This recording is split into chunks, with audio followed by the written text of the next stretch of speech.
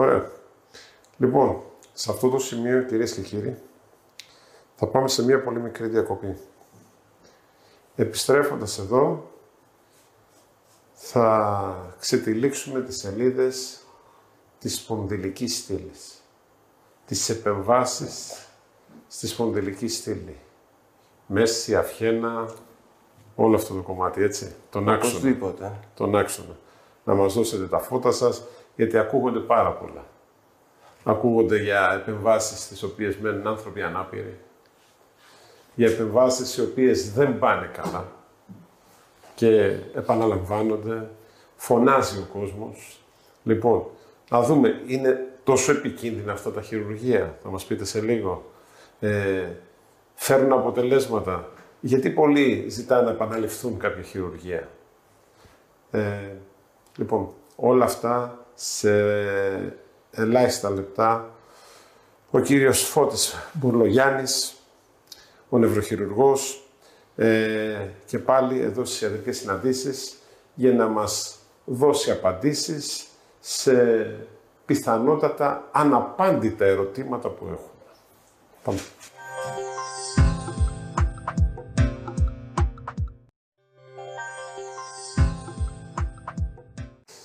Λοιπόν, εδώ είμαστε, μέρος δεύτερο ιατρικών συναντήσεων.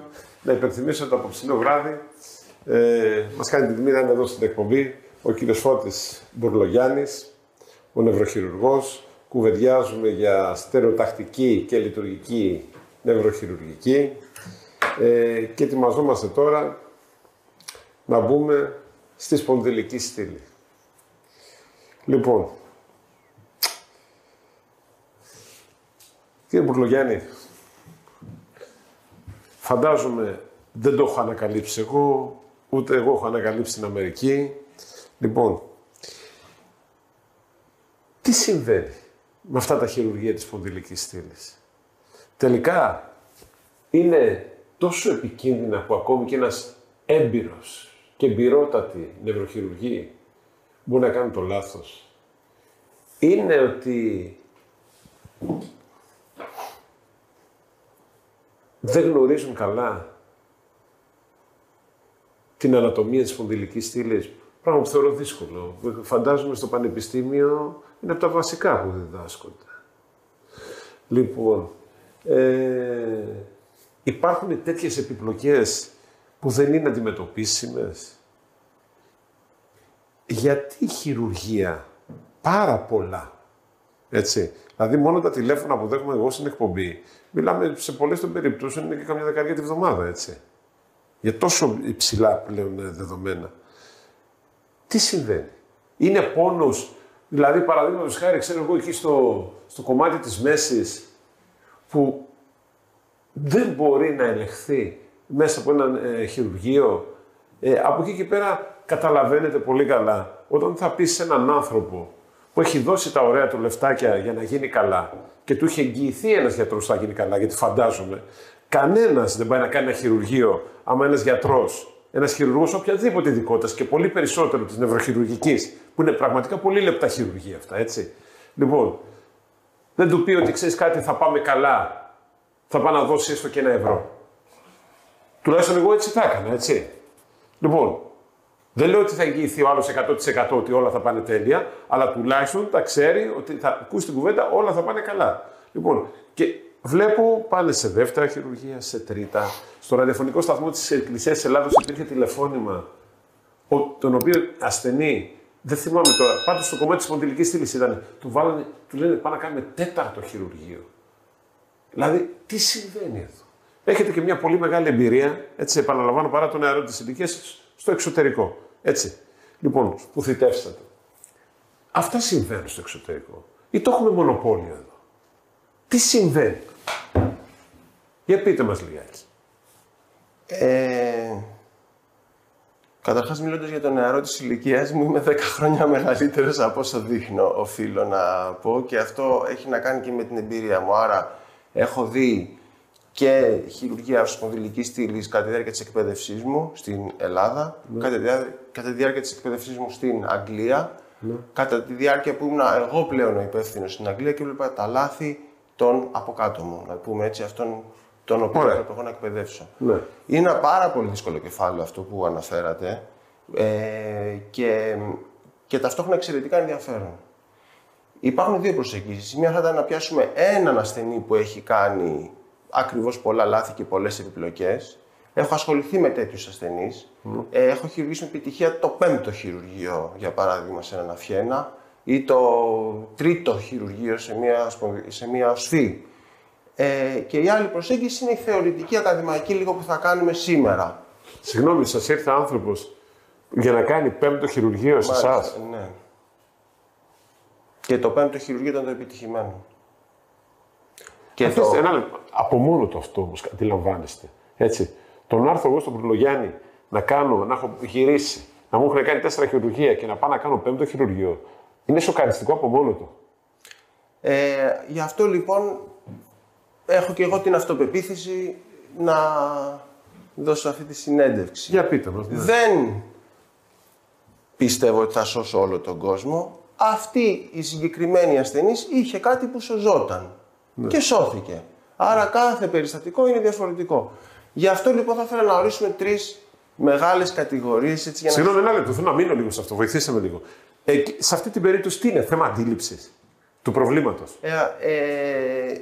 Γενικότερα θέλω να μας πείτε. Τι είναι, με τη βάση την εμπειρία σας? Αστοχία. Τι αστοχίες, 4 φορές αστοχία? Δηλαδή αυτό πλέον δεν υπάρχει αστοχία. Λύθηκε ένα πρόβλημα, ναι, αλλά δεν λύθηκε ένα δεύτερο πρόβλημα και δεν υπήρχε εξήγηση αν είναι συνδυασμός παραμέτρων.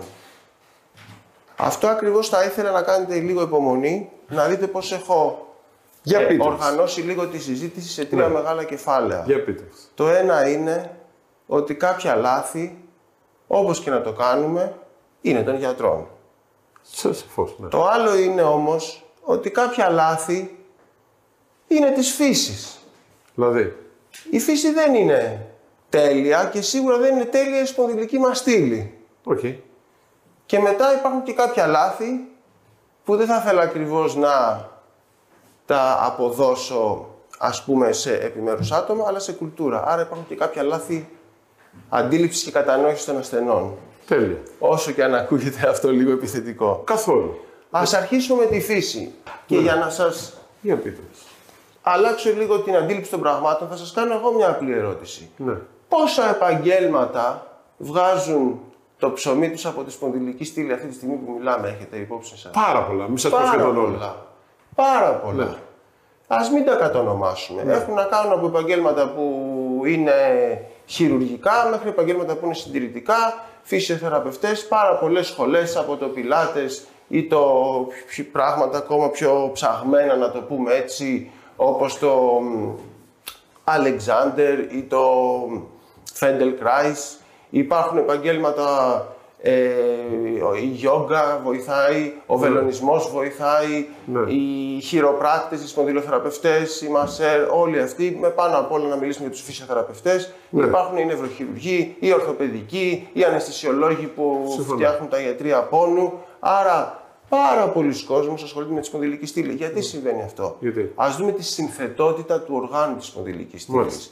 Στο κέντρο υπάρχει ο νευρικός ιστός, ο νοτιαίος μυελός που δίνει τις νευρικές ρίζες. Αυτό είναι μόνο 2 λέξεις που σας είπα. Δεν μπορείτε να καταλάβετε πόσο πιο σύνθετο είναι στο βάθος του. Παρ' όλα αυτά, αυτό είναι ένα μόνο πρόβλημα που συνήθως απασχολεί τους ειδικούς. Υπάρχει το περίβλημα του νοτιαίου μυελού, που είναι η σκληρή μήνυγκα και φυσικά και οι υπόλοιπες μήνυγκες, οι οποίες συμμετέχουν στην παθοφυσιολογία του πόνου. Όλο αυτό το στηρίζουν κάποια οστά, τα οποία είναι 30, ας πούμε έτσι χοντρικά στον αριθμό, σαν μια δηλαδή πολυκατοικία 30 ορόφων, η οποία οφείλει όχι απλά να στέκεται όρθια σαν μια κολόνα της ΔΕΗ, αλλά να ελύσεται και ενάντια στη βαρύτητα. Ναι. Και αυτά τα οστά τα κρατάνε μυς και τένοντες και περιτονίες και όλο αυτό το σύστημα μαζί καταπονείται καθημερινά για 75 κατά μέσον όρο χρόνια. Άρα λοιπόν έχουμε ένα εξαιρετικά σύνθετο σύστημα. Τι χαρακτηριστικά έχει αυτό το σύστημα? Όταν πάθει βλάβη αυτό το σύστημα σε ένα σημείο λόγω της καταπώνησης που είναι εστιασμένη σε ένα σημείο, έχει την τάση να το κρύβει. Όταν λοιπόν φτάσει το πρόβλημα να φαίνεται, έχει ήδη δημιουργηθεί ένα πρόβλημα στο υπόβαθρο. Αν πάμε να λύσουμε αυτό που φαίνεται, μπορεί να μείνει το υπόβαθρο. Αν πάμε να λύσουμε το υπόβαθρο, μπορεί να συνεχίσει να φαίνεται κάτι. Μάλιστα. Μπορεί επίσης να έχει ένα πρόβλημα σε πολλαπλά σημεία. Θα σας δώσω ένα πάρα πολύ απλό παράδειγμα. Όλοι έχουμε ηλεκτρικές συσκευές και όλοι τις φορτίζουμε. Πού χαλάει, ποιο είναι το πιο ευάλωτο σημείο ενός καλωδίου? Είτε το σημείο που κάνει τις περισσότερες κάμψεις, Σωστό. είτε το σημείο όπου το ευέλικτο μέρος έρχεται μέσα στο ακίνητο μέρος. Εκεί δηλαδή Ωραία, που πάει στον τοίχο και που πάει στη συσκευή. Οι ίδιοι ακριβώς κανόνες ισχύουν και στη σπονδυλική στήλη. Λόγω χρόνιας φθοράς παθαίνουν τη μεγαλύτερη βλάβη η μεσότητα της αυγενικής και της οσφυγικής μοίρας, γιατί εκεί είναι οι μεγαλύτερες ροπές. Ναι. Αλλά στις οξύες καταστάσεις θα καταστραφούν τα σημεία που είναι γυτνιάζοντας στις ακίνητες δομές, είτε στη λεκάνη είτε στο θωρακικό κλωβό. Ναι. Αυτό σημαίνει ότι αν έχουμε ένα πρόβλημα σε ένα σημείο, αυτό το πρόβλημα συνήθως συνυπάρχει με ένα πρόβλημα σε ένα άλλο σημείο. Ή το άλλο που συμβαίνει λόγω ακριβώς όλων αυτών των ευαίσθητων στον πόνο δομών, αλλού είναι το σύμπτωμα και αλλού είναι το πρόβλημα. Χρειάζεται λοιπόν κανείς να κάτσει ενδελεχώς να διακρίνει όλα αυτά και να έχει πάντα στο νου του και ένα πράγμα. Ότι ακόμα και αν λυθεί το πρόβλημα, μπορεί να μην λυθεί η αιτία του. Δηλαδή η χρόνια καθιστική ζωή, η δουλειά στο γραφείο, η δουλειά ενός οδηγού που κάθεται με κραδασμούς πάντα καθιστός, η πολύ φορτισμένη άρση τέλος πάντων βαρών στην καθημερινότητά μας. Άρα, πολύ συχνά οι παθήσεις της σπονδυλικής στήλης είναι παθήσεις του τρόπου ζωής. Δεν είναι ένα τυχαίο μοναδικό πρόβλημα. Είναι κάτι σαν τα δόντια μας, σκεφτείτε. Όλοι τελικά κάποια στιγμή θα πάμε σε ένα οδοντίατρο. Σαφώς. Γιατί δεν λέμε, μα μου φτιάξε το ένα δόντι, γιατί χάλασε τ' άλλο. Μα μου φτιάξε αυτό, γιατί ξανά έκανα σφράγισμα. Γιατί τα δόντια μας, όσο και αν τα υποτιμούμε, είναι ένα όργανο που στην εξέλιξη κάπως έχει μείνει πίσω και όπως προοδεύουμε δεν μπορεί να γίνει πιο ανθεκτικό. Οπότε πρέπει η επιστήμη, η τεχνολογία και ο τρόπος ζωής να το υποστηρίξουν. Από μόνο του δεν μπορεί να υποστηρίξει τον εαυτό του. Το ίδιο περίπου είχε με τη σπονδυλική στήλη. Αυτό ήταν το κεφάλαιο που έχει να κάνει με τα λάθη, λάθη, τις ατέλειες δηλαδή της φύσης. Εντάξει. Ναι. Ας περάσουμε στο κρίσιμο κεφάλαιο που πιθανώς όλους τους γαργαλάει, ποια είναι τα λάθη των γιατρών. Ναι. Οφείλω και εγώ όμως εδώ κάπως να υπερασπιστώ την τέχνη μου. Ναι. Ούτε να τα ρίξω στους συναδέλφους μου, ούτε στον εαυτό μου. Οφείλω να έχω ταπεινοφροσύνη και να πω ότι όντως, μήπως η χειρουργική της σπονδυλικής στήλης είναι κάτι πάρα πολύ δύσκολο. Γιατί ακριβώς πρέπει κανείς να λάβει υπόψη του όλες αυτές τις δομές που αναφέραμε. Όχι μόνο αυτό που δίνει το τελικό σύμπτωμα, αλλά και όλα τα άλλα. Έτσι λοιπόν, για να τα βάλουμε σε κατηγορία, τα λάθη των γιατρών θα μπορούσαν να μπουν σε λάθη θεωρίας. Μήπως τυχόν δηλαδή κατά την ανάλυση του περιστατικού αφήνουμε παραμέτρους απ' έξω. Και μην ξεχνάμε ότι σε ένα... Του τύπου δηλαδή. Του τύπου δηλαδή, να κοιτάμε μόνο την ακτινογραφία ότι είναι στραβά διοκόκαλα και να μην κοιτάμε ποια είναι τα συμπτώματα του ασθενούς. Ή να κοιτάμε τα συμπτώματα του ασθενούς, ότι τον πονάει το μεγάλο του δάχτυλο και να του μουδιάζουμε τον πόνο, αλλά να μην κοιτάμε ότι είναι στραβά τα κόκαλα. Ή να κοιτάμε ένα πρόβλημα σε ένα σημείο της σπονδυλικής στήλης και να μην κοιτάμε το γειτονικό του πρόβλημα που ήδη υπάρχει και θα δώσει συμπτώματα αμέσως μόλις θεραπεύσουμε το πρώτο. Άρα λοιπόν, αυτά είναι τα προβλήματα της θεωρίας που, όπως είπατε, απαιτούν τεράστια ανάλυση, βάθος και εμπειρία. Και μετά... Καθέστε κύριε Μπουρλογιάννη όμως, ένα λεπτό, με συγχωρείτε. Αυτό πώς μπορεί να συμβεί? Αντιλαμβάνεστε ότι ένας που ακολουθεί την ειδικότητα αυτή, νευροχειρουργικής, δεν πάει να πηγαίνει τυχαία. Πρέπει να του αρέσει, πρέπει να έχει κάποιες ικανότητες. Κάποιοι τον έχουν διδάξει, οι περισσότεροι, έτσι, έχουν πάει και στο εξωτερικό για μετεκπαιδεύσεις, όπως εσείς σε πολύ μεγάλα νοσοκομεία που ήσασταν, έτσι. Λοιπόν, δεν μπορεί εύκολα να διανοηθώ και εγώ και φαντάζομαι και περισσότεροι από τους φίλους μας παρακολουθούν αυτή τη στιγμή ανά τη χώρα, που να πιστεύουν ότι, ξέρεις κάτι, δεν μπορεί ένα πρόβλημα που μπορεί να έχω εγώ στη σπονδυλική στήλη και μπορεί να φταίει και κάτι άλλο, ένα διπλανό σημείο, να μην το αντιληφθούν. Αντιλαμβάνεται ότι είναι πάρα πολύ δύσκολο να το κατανοήσουν κάτι τέτοιο. Γιατροί επίπεδου νευροχειρουργικής, δεν σας λέω εγώ, ούτε ένας γενικός χειρουργός, ούτε ένας χειρουργός ορθοπαιδικός, ούτε νευροχειρουργικής. Έτσι. Λοιπόν, για πολύ λεπτά χειρουργία, λεπτές επεμβάσεις, να μην έχει την αντίληψη ότι μπορεί το πρόβλημα που έχω αυτή τη στιγμή στη σπονδυλική μου στήλη να οφείλεται και σε κάτι άλλο που έχω δίπλα. Ναι, δεν είναι πάντα εύκολη διάγνωση. Οφείλω όμως να δηλώσω, ακριβώς από την εμπειρία μου και σε διαφορετικές χώρες, και στον ιδιωτικό και στο δημόσιο τομέα, και έχοντας πλέον αναρριχηθεί την ιεραρχία κάπως της εκπαίδευσης και στην Ελλάδα αλλά και στο εξωτερικό, οφείλω να δηλώσω ότι κάποια προβλήματα είναι και συστηματικής αρχής. Δεν έχουν να κάνουν με το επιμέρους άτομο, αλλά έχουν να κάνουν με το σύστημα υγείας. Και επίσης οφείλω να δηλώσω ότι τίποτα δεν είναι τέλειο. Αναζητούμε το τέλειο, αλλά το τέλειο δεν υπάρχει. Αν πάμε σε έναν γιατρό, ο οποίος είναι όπως και να έχει παλιός, αναγνωρισμένος κτλ., κατά κάποιο τρόπο και αυτός θα έχει χάσει τα τελευταία γεγονότα και εξελίξεις. Αν πάμε σε έναν νέο γιατρό, αυτός ο γιατρός δεν θα έχει την εμπειρία του παλιού γιατρού. Αν πάμε σε ένα μεγάλο πολυσύχναστο νοσοκομείο, όπου οι γιατροί κάθε μέρα βλέπουν όλων των ειδών τα περιστατικά, δεν θα έχουν πολύ χρόνο να ασχοληθούν με το κάθε περιστατικό επιμέρους. Οπότε οπουδήποτε είσαι χαμένος. Θα ήθελα να σας δείξω ότι αυτή είναι η πραγματικότητα. Και ακριβώς εκεί θα ήθελα να σας δείξω ότι είναι και κάποια πράγματα κουλτούρας. Δεν γίνεται 20 ολόκληρα χρόνια να πονάς, να υποφέρεις και όταν πηγαίνεις στο γιατρό να περιμένεις ότι ο γιατρός έχει ένα μαγικό ραβδί και θα σου λύσει το πρόβλημα διαμοιάς. Και εκεί βάζω και τα λάθη των ασθενών, λάθη κατανόησης και αντίληψης. Πολλές φορές εξηγούμε, πρέπει πρώτα να κάνεις αυτό. Αν αυτό αποτύχει θα πας σε εκείνο. Αν, ξέρω κι εγώ, η φυσιοθεραπεία. Αν τυχόν όμως κάνουμε χειρουργείο, πρέπει να ξέρεις ότι αυτό το μέρος του προβλήματος θα λυθεί, ενώ εκείνο δεν θα λυθεί.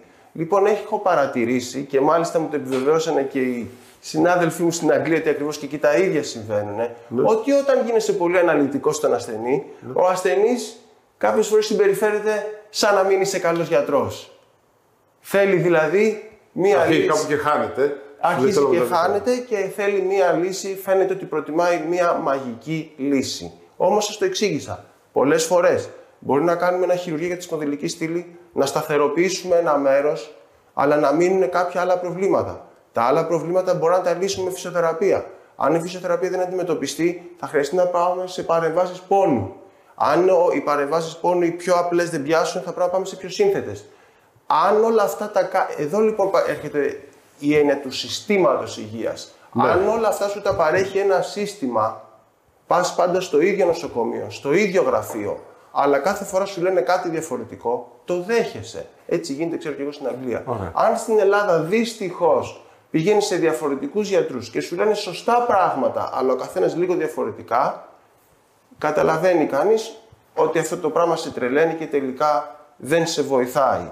Εσείς πιστεύετε πρέπει ο ασθενής να κάνει μία επιλογή γιατρού με βάση τις συστάσεις, με βάση κάποιο βιογραφικό που θα διαβάσει, με βάση την εκπομπή που κάνουμε τώρα, έτσι, που έχω τον Μπουρλογιάννη εδώ πέρα, τον νευροχειρουργό, και ακούνε κάποια πράγματα και να πει στον Μπουρλογιάννη θα πω και τελείωσε.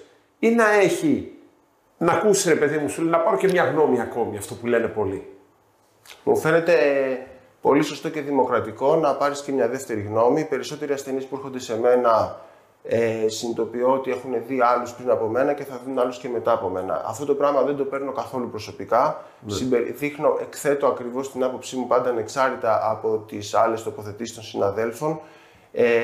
Θα ήθελα να αναφέρω και κάτι, ότι ένα ρητό να το πούμε έτσι, ότι ο τελευταίος γιατρός είναι πάντα ο καλύτερος. Γιατί έχεις ήδη δει τις αποτυχίες όλων των προηγούμενων και κάπως έχει βοηθηθεί ο τρόπος που θα βάλεις τη διάγνωση. Το χειρότερο απ' όλα είναι ο ανταγωνισμός των γιατρών. Εντάξει, και προσέχω κι εγώ πάρα πολύ, δεν θα ήθελα να γίνω, να το πούμε έτσι, κακοήθης απέναντι στους συναδέλφους. Οφείλουμε να είμαστε ταπεινοί απέναντι στη φύση και απέναντι στην ισχύ των εργαλείων της ιατρικής. Όση δύναμη έχουν για να κάνουν καλό, άλλο τόση δύναμη έχουν και για να καταστρέψουν αν τα χρησιμοποιήσουμε με λανθασμένο τρόπο. Το λάθος για τον γιατρό είναι όλη την ώρα μπροστά του σαν ένα ναρκοπαίδιο. Εντάξει, δεν υπάρχουν εύκολες απαντήσεις και είναι το πιο εύκολο να κατηγορείς τους άλλους. Για να δώσω την απάντηση σε ποιον γιατρό να πάνε, ειλικρινά ούτε εγώ την έχω δώσει και εγώ αντιμετωπίζω προβλήματα υγείας και ακολουθώ διάφορες μεθόδους για να βρω ποια είναι η καλύτερη. Δεν πιστεύω ότι υπάρχει μία και μόνο απάντηση σε αυτό το ζήτημα και είναι πολύ δύσκολο να το πει κανείς. Εγώ συνήθως εκθέτω ένα φάσμα πρακτικών που ταιριάζουν με το πρόβλημα του ασθενούς και φυσικά του προτείνω στη θέση που είναι ποιο να πάρει. Αλλά του δείχνω ότι τίποτα, πολύ σπάνια μάλλον υπάρχει απόλυτη λύση. Συνήθως υπάρχουν μειονεκτήματα και πλεονεκτήματα σε ό,τι και να κάνεις. Έχεις μία κύλη. Μπορεί να τη βγάλεις με ένα χειρουργείο και αύριο το πρωί να μην πονάς. Μπορεί να κάτσεις και 2 χρόνια να κάνεις φυσιοθεραπεία και πάλι κάποια στιγμή να μην πονάς. Αν ο γιατρός σου τα πει και τα δύο, αφού δεν πεθαίνεις εκείνη τη στιγμή, καλείσαι να επιλέξεις. Υπάρχουν πάρα πολλά τέτοια διλήμματα στην ιατρική και διχογνωμίες και έχει τεράστια σημασία ο ασθενής να το πάρει ενεργητικά. Να ζητήσει όσο το δυνατόν πιο πολλές πληροφορίες και να τις χρησιμοποιήσει. Και τελικά, αν για παράδειγμα, ποια είναι η μέθοδος να βρει ποιον χειρουργό θα επιλέξει, προφανώς μέσα από τα αποτελέσματα του χειρουργού, μέσα από το πώς η εμπιστοσύνη του εμπνέει, μέσα από τις συστάσεις, μέσα από την εκπαίδευσή του, μέσα από την σφαιρική αντιμετώπιση του προβλήματός του. Μάλιστα. Να σας ρωτήσω, κύριε Μουρλογιάννη, κάτι άλλο. Ακούμε συνεχώς για αυτές τις περιβόητες τεχνικές. Ελάχιστα επεμβατικές, ρομποτικές, διαδερμικές, ενδοσκοπικές και ούτω καθεξής. Εδώ τι γίνεται τώρα. Αυτές όλες οι τεχνικές είναι στο βωμό του marketing. Εγώ να σας πω την αλήθεια, κάνοντας εκπομπές αυτά τα χρόνια, εκεί που έχω καταλήξει είναι ότι το καλύτερο για ένα γιατρό, για ένα χειρουργό, έτσι, είναι να γνωρίζει μία τεχνική, να ξέρει να την κάνει καλά. Ας έχει στο μυαλό του τις υπόλοιπες, έτσι. Μπορεί να έχει πάει να εκπαιδευτεί, αλλά να ακολουθεί μία τεχνική αυτή που έχει μάθει να κάνει πολύ καλά και του ταιριάζει. Έτσι. Λοιπόν, έχω ακούσει όμως που λέει: εγώ κάνω αυτή την τεχνική, αν δεν μου βγει αυτή, εφαρμόζω την άλλη, βάζω την άλλη, βάζω την άλλη. Τελικά έχουν βάση το να γνωρίζει πολλές τεχνικές ή να μαθαίνεις μία να την κάνεις καλά στον ασθενή. Και να μου πείτε και εσείς ποιο εφαρμόζετε, έτσι. Ναι, αν το καλοσκεφτείτε, καταρχάς όλη η τεχνολογία είναι απαραίτητη για την εφαρμογή της ιατρικής και γι' αυτό το λόγο απλά σκεφτείτε 100 χρόνια πριν φωτίζανε τα χειρουργεία με κεριά και τέτοια πράγματα. Καλά, ναι, δηλαδή αδιανόητες καταστάσεις και όχι τόσο παλιά στην ιστορία δηλαδή. Κάθε τεχνική έρχεται για να συμπληρώσει ένα κενό. Στην νευροχειρουργική είναι καθοριστικό το ότι μπήκε το μικροσκόπιο, μετά το μικροσκόπιο έγινε ενδοσκόπιο. Το ενδοσκόπιο κάποιες φορές μπορεί να κάνει πράγματα που δεν μπορεί το μικροσκόπιο, για παράδειγμα στις εγχειρήσεις εγκεφάλου και λιγότερο στη σπονδυλική στήλη. Μπορεί να είναι πιο ατραυματικό και μπορεί να μειώσει και το χρόνο και την οσυλία. Αλλά άλλες φορές το μικροσκόπιο δίνει μεγαλύτερη δυνατότητα έκθεση της κατάστασης, τέλος πάντων, και την φυσική αντιμετώπιση των πραγμάτων. Υπάρχουν περιπτώσεις που για να μπουν τα προθέματα στη σπονδυλική στήλη, δηλαδή οι βίδες και οι ράβδοι που θα σταθεροποιήσουν, μπορεί να γίνει αυτό τέλος πάντων με απλές ακτινογραφίες. Υπάρχουν περιπτώσεις που είναι τόσο διαταραγμένη η ανατομία που θα χρησιμοποιηθεί η νευροπλοήγηση, δηλαδή αυτό που ο κόσμος γενικά αποκαλεί ρομπότ, το οποίο δεν είναι το ίδιο το ρομπότ στην νευροχειρουργική από ότι είναι το ρομπότ στην γενική χειρουργική, γυναικολογία, ουρολογία, είναι τελείως διαφορετικά μηχανήματα. Το ρομπότ στην νευροχειρουργική και ειδικά στη σπονδυλική στήλη είναι μια μορφή καθοδήγησης των υλικών. Αυτό είναι αλήθεια ότι κάποιες φορές είναι απαραίτητο. Κάποιες άλλες φορές η χρήση του είναι κατάχρηση, θα έλεγα. Δεν σημαίνει ότι...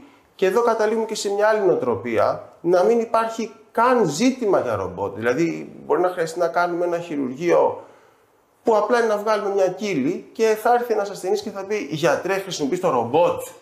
Ναι. Και αν πεις όχι ή ότι δεν ταιριάζει αυτό για την περίπτωσή σου, ξαφνικά είσαι ένας κακός γιατρός, γιατί θα έπρεπε να χρησιμοποιείς το ρομπότ. Όπως βλέπετε λοιπόν σε όλα υπάρχει χρήση και κατάχρηση. Η τεχνολογία όμως είναι κάτι σημαντικό. Όπως είπατε, κάθε γιατρός συνήθως λόγω πρακτικής και χειρουργός εξειδικεύεται σε κάτι και αποκτά περισσότερη άνεση σε κάτι. Αυτό το λένε ακόμα και τα βιβλία, ότι καμιά φορά το σωστό είναι απλά να κάνεις αυτό που ξέρεις να κάνεις καλύτερα. Αν όμως ξεπερνάει τα όρια της πάθησης, τότε το σωστό είναι να το παραπέμψει στον συνάδελφο που ξέρει να κάνει την άλλη τεχνική καλύτερα. Ναι. Είναι και αυτό σημαντικό. Σας έχουν παραπέμψει περιστατικά? Ναι, φυσικά. Μου έχουν παραπέμψει περιστατικά, ναι. Τα οποία όπως το περιστατικό που αναφέραμε προηγουμένως, αλλά και άλλα, έχουν υποβληθεί ήδη σε χειρουργία και δεν έχουν πάει καλά. Ναι. Ή περιστατικά που εξ αρχής έχουν μια συνθετότητα, την οποία ο συνάδελφος δεν θέλει να αναλάβει και το στέλνει κατευθείαν για να αντιμετωπιστεί νευροχειρουργικά. Είναι κάτι συνηθισμένο. Ναι. Μάλιστα. Να ρωτήσω κάτι. Είχαμε αναφέρει στο πρώτο μέρος της εκπομπής και να μας πείτε πολύ σύντομα τι είναι πάλι για κόσμο που μπορεί να μπει και τώρα, έτσι, στην παρέα μας. Μπήκε αργά ή στο ζάπινγκ, τέλος πάντων, οι άνθρωποι είχαν άλλες δουλειές να κάνουν και μπήκαν τώρα.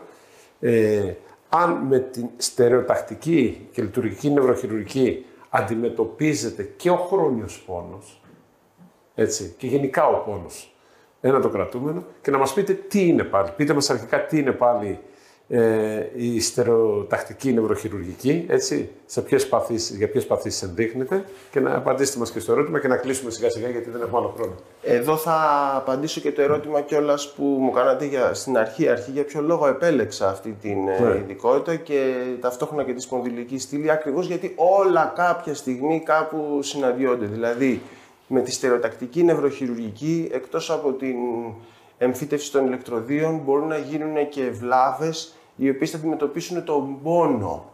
Άρα, το οποίο είναι άλλο ένα μέρος της εξειδίκευσής μου, δηλαδή ο χρόνιος και νευροπαθητικός πόνος, ο οποίος αντιμετωπίζεται με πολλαπλότητα μεθόδων, από απλές ενέσεις μέχρι διεγέρτες στο νοτίο μυαλό, αλλά μέχρι και επεμβάσεις στον εγκέφαλο στα κυκλώματα του πόνου.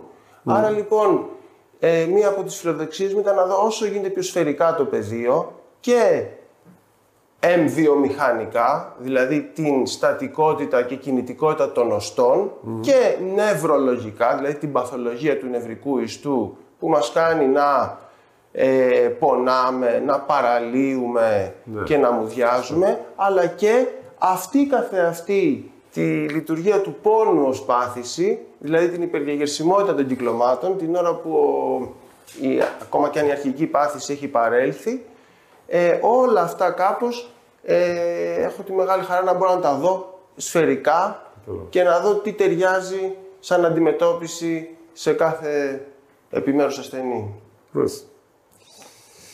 Λοιπόν, κύριε Μπουρλογέννη, εγώ να σας ευχαριστήσω πολύ. Εγώ σας ευχαριστώ. Ξανοιχτήκατε, μας είπατε πράγματα που δεν ανοίγουν και εύκολα το στόμα τους να το πούνε οι συνάδελφοί σας. Έτσι, και αυτό είναι ευχάριστο, δείχνει και το χαρακτήρα σας. Έτσι, πιθανόν και το πώς αντιμετωπίζετε τους ασθενείς σας. Δείχνει όλα αυτά που μας είπατε. Λοιπόν, εγώ να σας ευχαριστήσω πολύ για την παρουσία σας εδώ και για όλα αυτά που μας είπατε. Λοιπόν, να συνεχίσετε. Αχρίαστος να είστε σαφέστατα. Όπως και όλοι για την αναχρίαστη λέμε. Αλλά εντάξει, είναι δύσκολο να συμβεί γι' αυτό. Λοιπόν, και να συνεχίσετε με τον ίδιο τρόπο, έτσι, γιατί έχω κουβεντιάσει και εκτός αέρα, εδώ με τον κύριο Μπουρλογιάννη, με τον ίδιο τρόπο που σκέφτεστε για τον ασθενή. Έτσι. Εντάξει. Και επειδή πολλοί λένε σιγά, όλοι δεν τους βλέπουν σαν ανθρώπους, σαν τι τους βλέπουν. Ναι, όλοι τους βλέπουν. Υπάρχουν και άλλοι παράμετροι. Αν θέλετε, αν πάρετε τηλέφωνο, να σας πω όμως. Εντάξει, θα κάτσουμε να πούμε από εδώ πέρα. Να κάθουμε τώρα να μας παίρνει τηλέφωνο, μετά δίνουμε εξηγήσεις, την εξήγηση, εξήγηση. Λοιπόν, οι περισσότεροι παρακολουθείτε τις εκπομπές μου, ξέρετε τι λέω, ξέρετε τι εννοώ, φαντάζομαι συνεννοούμαστε. Κύριε Μπουρλογιάννη, να είστε καλά. Πολύ σύντομα θέλω να σας έχω, αν το επιτρέψει και ο χρόνος σας, και στο ραδιοφωνικό σταθμό της Εκκλησίας της Ελλάδος, εκεί σε μια ζωντανή κουβέντα. Έτσι. Ευχαριστώ εκ νέου. Ευχαριστώ πολύ. Να είστε καλά. Καλό σας βράδυ. Κυρίες και κύριοι, Φώτης Μπουρλογιάννης, νευροχειρουργός, ο άνθρωπος που ασχολείται με την στερεοτακτική και λειτουργική χειρουργική και όχι μόνο, και φυσικά με την χειρουργική των παθήσεων της σπονδυλικής στήλης. Την εκπομπή με τον κύριο Μπουρλογιάννη, όσοι θέλετε να την ξαναδείτε ή άνθρωποι δικοί σας που θέλουν να τη δουν, από απόψε το βράδυ ανεβαίνει στο YouTube ιατρικές συναντήσεις, Μπουρλογιάννης και Μπουρλογιάννης, αν βάλετε θα είναι εκεί, στην πρώτη σελίδα. Και φυσικά μην ξεχνάτε και το ραδιοφωνικό μας ραντεβού, ζωντανά, κάθε Σάββατο στις 5 το απόγευμα, στον επίσημο ραδιοφωνικό σταθμό της Εκκλησίας της Ελλάδος, στους 89,5 στα FM. Μέχρι την άλλη εβδομάδα που θα είμαστε εδώ και πάλι μαζί, την ίδια ώρα και μέρα. Να είστε καλά, να προσέχετε την υγεία σας. Καλό βράδυ να έχετε. Γεια σας.